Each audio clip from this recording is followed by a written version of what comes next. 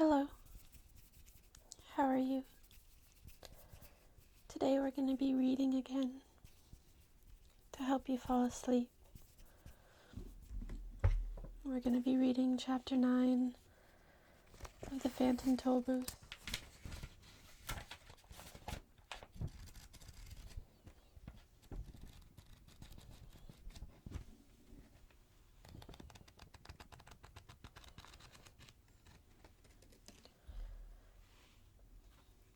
We'll get right into it. Chapter 9.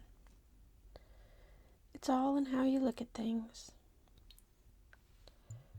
Soon, all traces of Dictionopolis had vanished in the distance, and all those strange and unknown lands that lay between the kingdom of words and the kingdom of numbers stretched before them.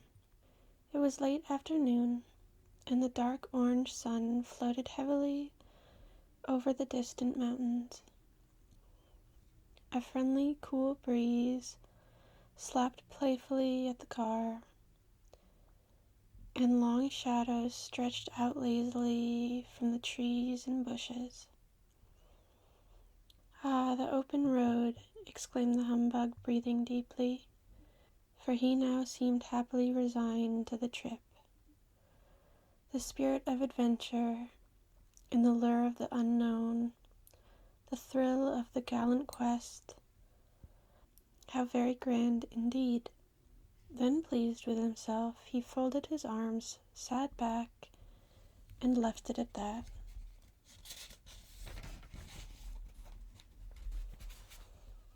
In a few minutes, they had left the open countryside and driven into a dense forest. "This is the scenic route, straight ahead to Point of View," announced a rather large road sign. But contrary to its statement, all that could be seen were more trees. As the car rushed along, the trees grew thicker and taller and leafier, until, just as they had hidden the sky completely, the forest abruptly ended and the road bent itself around. Stretching below, to the left, the right, and straight ahead, as far as anyone could see, lay the rich green landscape through which they had been traveling. "Remarkable view," announced the humbug, bouncing from the car, as if he were responsible for the whole thing. "Isn't it beautiful?" gasped Milo. "Oh, I don't know," answered a strange voice. "It's all in the way you look at things." "I beg your pardon," said Milo, for he didn't see who had spoken. "I said it's all in how you look at things," repeated the voice. Milo turned around and found himself staring at two very neatly polished brown shoes, for standing directly in front of him, if you can say the word standing, for anyone suspended out in midair, was another boy just about his age, whose feet were easily 3 feet off the ground.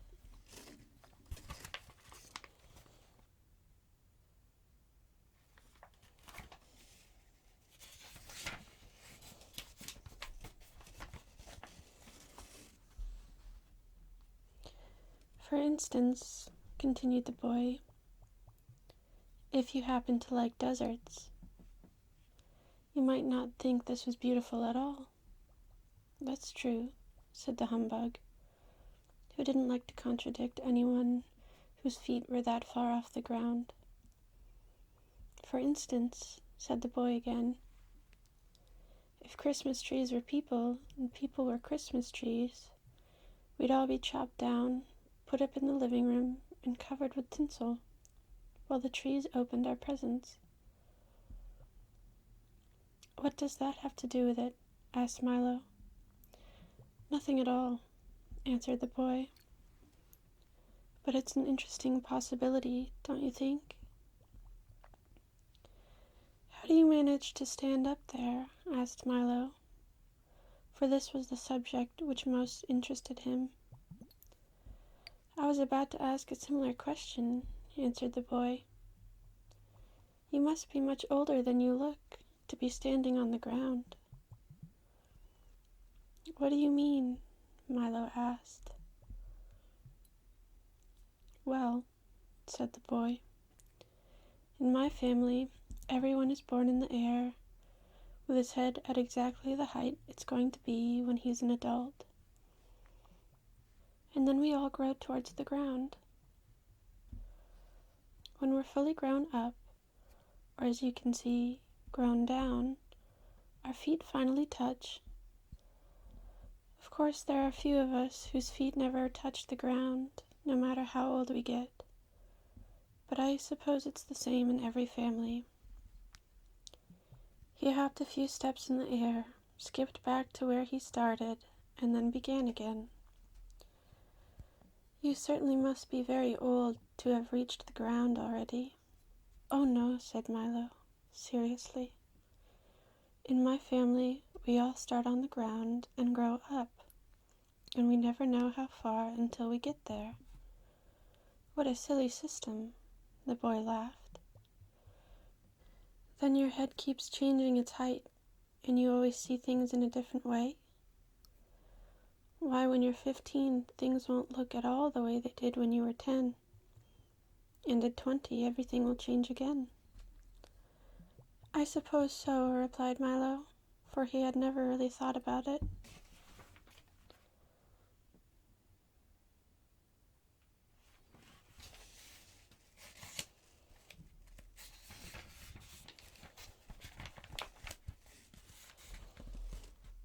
"We always see things from the same angle," the boy continued.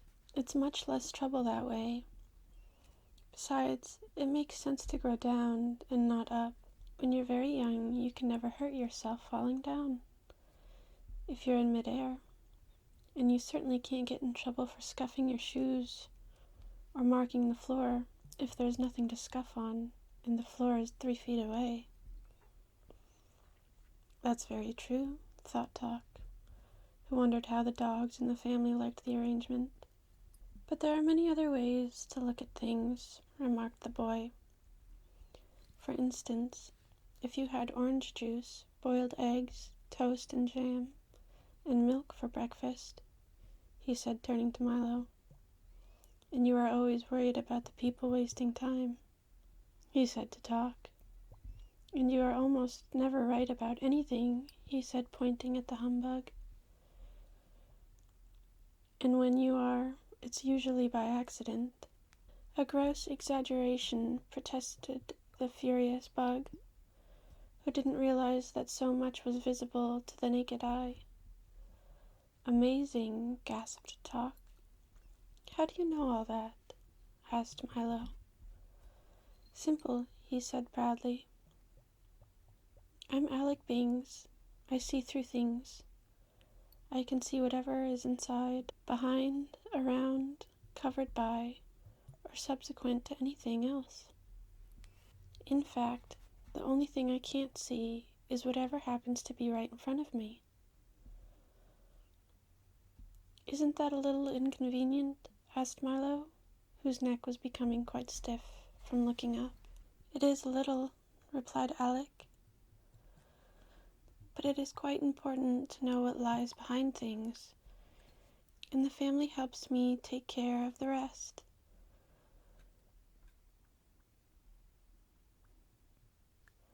"My father sees to things, my mother looks after things, my brother sees beyond things, and my uncle sees the other side to every question.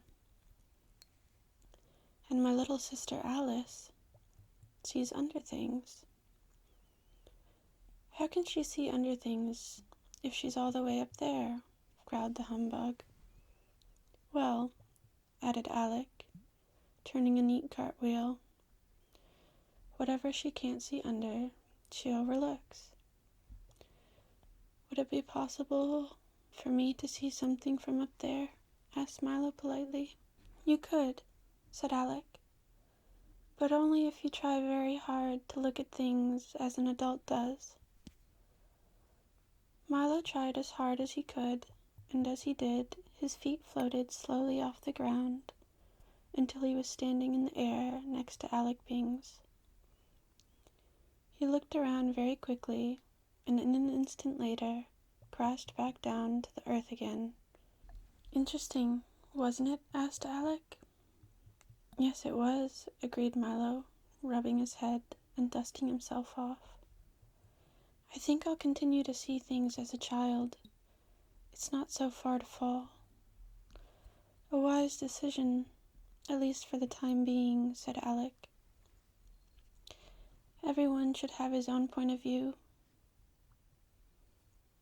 "Isn't this everyone's point of view?"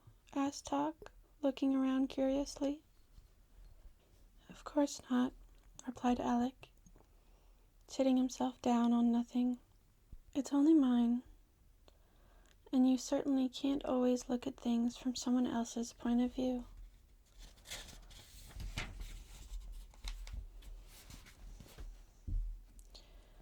"For instance, from here, that looks like a bucket of water," he said, pointing to a bucket of water. "But from an ant's point of view, it's a vast ocean. From an elephant's, it's just a cool drink. And to a fish, of course, it's home. You see, the way you see things depends on a great deal of where you look at them from. Now come along and I'll show you the rest of the forest." He ran through the air, stopping occasionally to beckon Milo, Talk, and the humbug along, and they followed as well as anyone who had to stay on the ground could. "Does everyone here grow the way you do?" puffed Milo when he had caught up. "Almost everyone," replied Alec, and then he stopped a moment and thought. "Now and then, though, someone does begin to grow differently. Instead of down, his feet grow up towards the sky. But we do our best to discourage awkward things like that." "What happens to them?" insisted Milo. "Oddly enough, they often grow 10 times the size of everyone else," said Alec thoughtfully. "And I've heard that they walk among the stars." And with that, he skipped off again towards the waiting woods.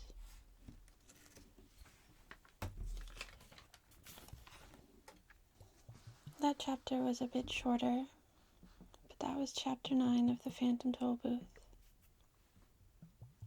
I hope you enjoyed it, and I'll see you soon.